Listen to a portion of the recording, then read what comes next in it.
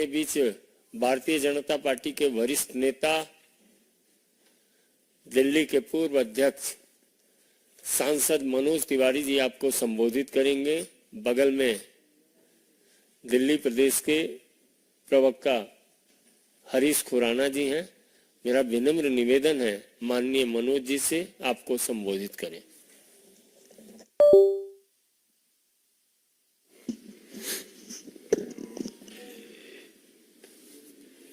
दोस्तों, जब हमें दिल्ली के सांसद के रूप में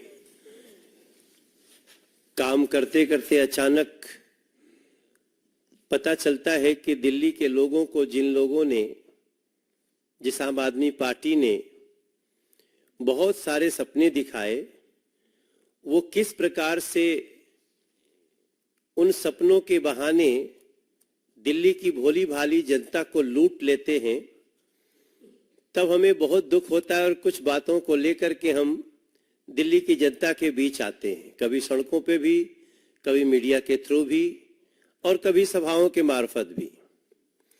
आज जब हम आपके सामने बैठे हैं तो मुझे आपको एक और जानकारी देते हुए दुखी हो रहा है कि दिल्ली की आम आदमी पार्टी की सरकार, जिसके मुखिया अरविंद केजरीवाल हैं, जिनके कई लोग अभी भी लगातार जेल के शिक्षों के पीछे हैं और कोर्ट उनको बेल भी नहीं दे रही है, लेकिन वो अपने अन्य घोटालों से भी बाज नहीं आते हैं और लगातार जिस प्रकार से दिल्ली के भिन्न भिन्न क्षेत्रों में लूट करते हैं वो जारी रहता है। उसपे ऐसा लगता है न तो उनको कोई अफसोस है और न ही कोई उस पर रुकने की कोई मनसा है। कल लोकायुक्त में हमारा केस था। करीब 2016 की एक घटना को लेकर के हमने, हमारे भाई हरीश खुराना जी ने और हमारे एक दो अन्य साथियों ने भी, हम लोगों ने एक केस दायर किया कि दिल्ली में क्लासरूम घोटाला हुआ है। पहली बार तो किसी को समझ में नहीं आया, जिन अथॉरिटी को हम समझा रहे थे। मीडिया को समय भी आश्चर्य हुआ था। कल जब हमारा केस एक लंबे समय के बाद लोकायुक्त महोदय के पास गया, लोकायुक्त महोदय ने डीओबी, डायरेक्टर ऑफ विजिलेंस, इनकी रिपोर्ट्स मांगी और कल जो फैसला आया है उस फैसले की प्रति हमारे पास है।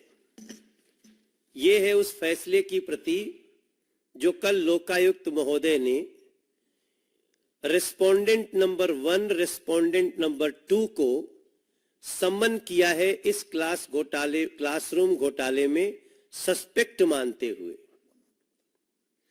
अब रेस्पोंडेंट 1 और 2 कौन है, ये आपके लिए जानना बहुत महत्वपूर्ण है और दिल्ली के बच्चे बच्चे के लिए जानना बहुत महत्वपूर्ण है। वो है मनीष सिसोदिया और सत्येंद्र जैन।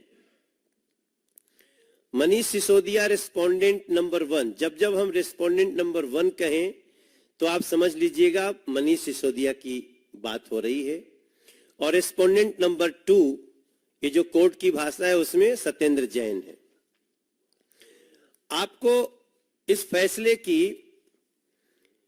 एक छोटी सी बात में अंग्रेजी में कोट करता हूं कि matter of construction of 7180 classrooms in priority 1 project and construction of 12748 classrooms in priority 2 project by Education Department and the Public Works Department of the GNCTD। इस केस में जहां हमने कहा था, आपको शायद याद भी हो, ये पंक्ति हमारे तरफ से आई थी कि 5 लाख का कमरा 25 लाख में।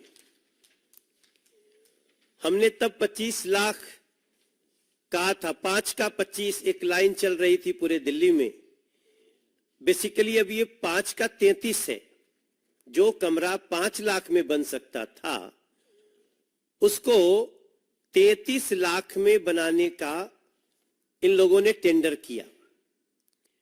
क्लासरूम बने ये हम चाहते हैं, क्योंकि हम भी बहुत चिंतित हैं कि दिल्ली के क्लास में जहां 30 लड़के क्लास में होने चाहिए वहां 50 से भी ज्यादा एक क्लास में लड़के पढ़ते हैं, इसलिए उनके साथ न्याय नहीं हो रहा। शिक्षा मौलिक अधिकार है, शिक्षा के साथ खिलवाड़ नहीं होना चाहिए। केवल चिकनी चुपड़ी बातें करने से शिक्षा नहीं मिल सकती है लोगों को, लेकिन क्लासरूम बनाना उद्देश्य नहीं है।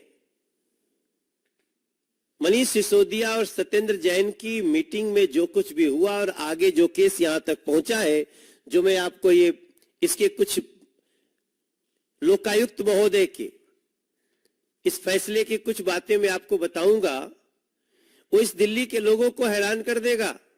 जिस लोकायुक्त और लोकपाल इसके लिए आम आदमी पार्टी सबसे ज्यादा हल्ला करती थी, उसी पद ने, उसी कुर्सी ने कहा कि अगर ये जेल में भी है तो इनको जाकर के बताइए कि ये अपना पक्ष प्रस्तुत करें, इसमें सस्पेक्ट दिख रहे हैं।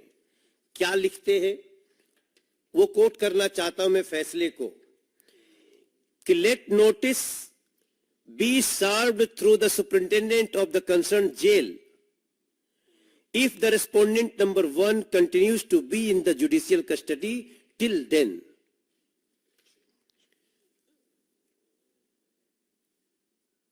शेम है ऐसे लोगों पे। और इस केस में जब लोकायुक्त महोदय इस जगह तक पहुंचे हैं, हमारे जो लर्नेड वकील हैं अमित तिवारी, नीरज गुप्ता,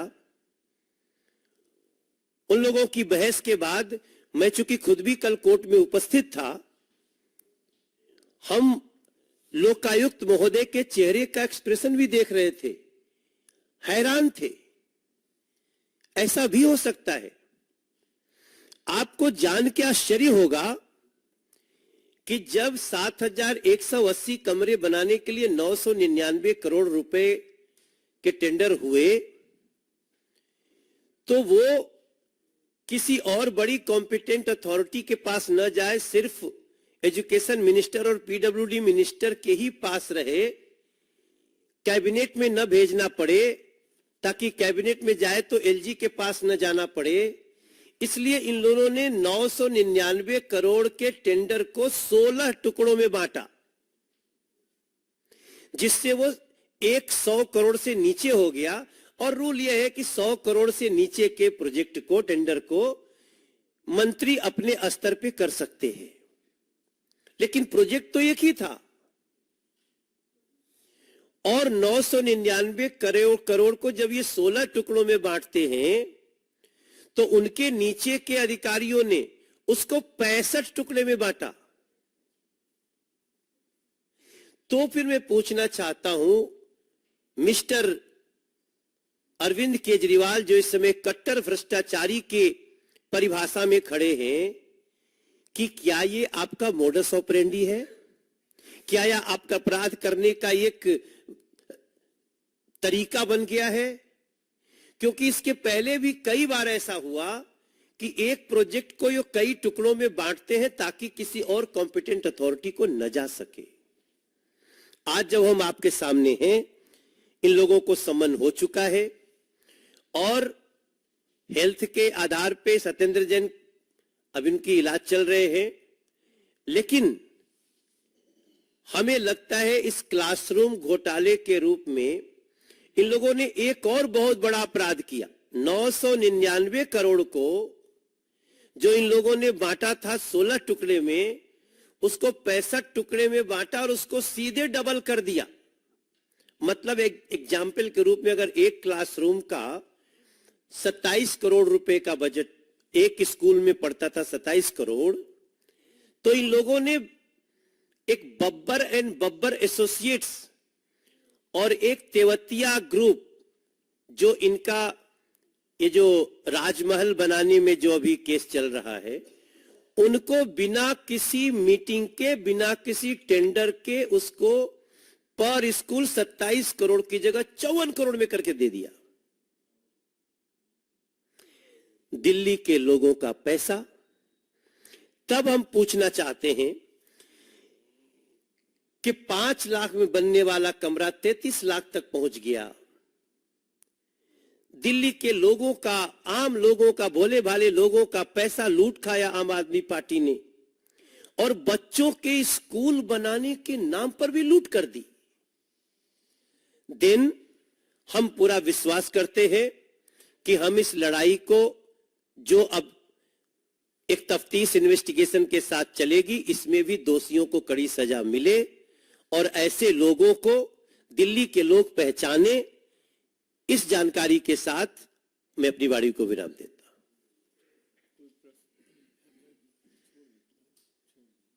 हूं। इसमें अगर कोई बात आप सबकी हो तो।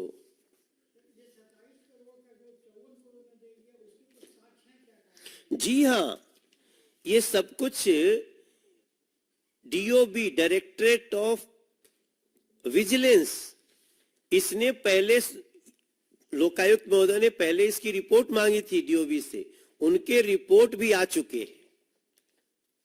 कुछ इस विषय में जोड़ना चाहते हैं हरीश खुराना जी साहब। धन्यवाद संजय जी। आदरणीय मनोज तिवारी जी और मेरे मीडिया के बंधुओं, 2-3 बातें बड़ी इंपॉर्टेंट हैं। अभी जिक्र आया कि भ्रष्टाचार की बात हो रही है। जिस डिपार्टमेंट में हाथ लगाइए, अरविंद केजरीवाल की सरकार सिर्फ भ्रष्टाचार और भ्रष्टाचार ही करती है। ये हमने बहुत सारे डिपार्टमेंट में देखा। लेकिन जो शिक्षा क्रांति की बात करते थे, स्कूल क्लासरूम के घोटाले में भी इन्होंने नहीं छोड़ा। 2016 के अंदर जब मनोज तिवारी जी अध्यक्ष थे, 2017 के अंदर, तो इनके आज्ञा अनुसार हम लोगों ने आरटीआई डाली। नीलकंठ बख्शी जी भी यहाँ हैं, कपिल मिश्रा जी थे, हम लोगों ने मिलकर यहाँ पे जो किया, उसको अब जो चीजें सामने आई है, ये डिटेल ऑर्डर की कॉपी है। इसमें इंटरेस्टिंगली 2-3 चीजें बहुत इंपॉर्टेंट है। मैं 2 लाइनें पढ़ के सुना रहा हूं आप लोगों को। It has to be ascertained whether the contract was awarded of the classroom by the education department in priority 1, that is Tewatia Construction Private Limited, has any connection with Tewatia Chauhan and Sharma Architect that was awarded the contract of 6 Flagstaff Road। जैसा भी मनोज तिवारी जी ने जिक्र किया कि इनका connection, ये एक ही contractors को, चाहे वो 6 फ्लैगस्टाफ रोड हो, चाहे वो स्कूल के कमरे हो, चाहे सड़कों की बातें हो, ये एक ही कॉन्ट्रैक्टर को क्यों दिया जाता है, ये बहुत बड़ा प्रश्न उठता है। ये रिश्ता क्या कहलाता है उस कॉन्ट्रैक्टर का और अरविंद केजरीवाल के बीच में, ये अरविंद केजरीवाल को बताना होगा। और जिस प्रकार से अपने डिटेल ऑर्डर की लास्ट लाइन में एक बार पढ़ूंगा आपको। फ्रॉम द अबव, ये पॉइंट टू बी नोटेड है, from the above irregularities and issues are prima facie observed, point to be noted, irregularities and lapses are prima facie observed on the part of various government officials of PWD, education and public functionaries who failed to discharge their duties effectively and in accordance to law and regulations. Therefore, the matter to be placed before the relevant competent authorities for appropriate disciplinary action, it deemed fit for the concerned disciplinary action. ये already Lokayukta ने order दे दिए हैं कि respondent को तो होना ही होना है, हाजिर होना है 6 मार्च को, लेकिन जो कंसर्न अथॉरिटीज हैं, जो ये साइनिंग अथॉरिटीज हैं, ऑफिशियल्स, उनके खिलाफ डिसिप्लिनरी एक्शन हो, ये लोकायुक्त ने अपने डिटेल ऑर्डर में भी लिख के दिया है। इसलिए हमारा मानना ये है कि वो दिन दूर नहीं है कि जो इस सबके मास्टरमाइंड है अरविंद केजरीवाल जी, वो भी इन चीजों के, इन सलाखों के पीछे होंगे। हमारा ये मानना है। बहुत बहुत धन्यवाद। और कोई प्रश्न? बहुत बहुत थैंक यू।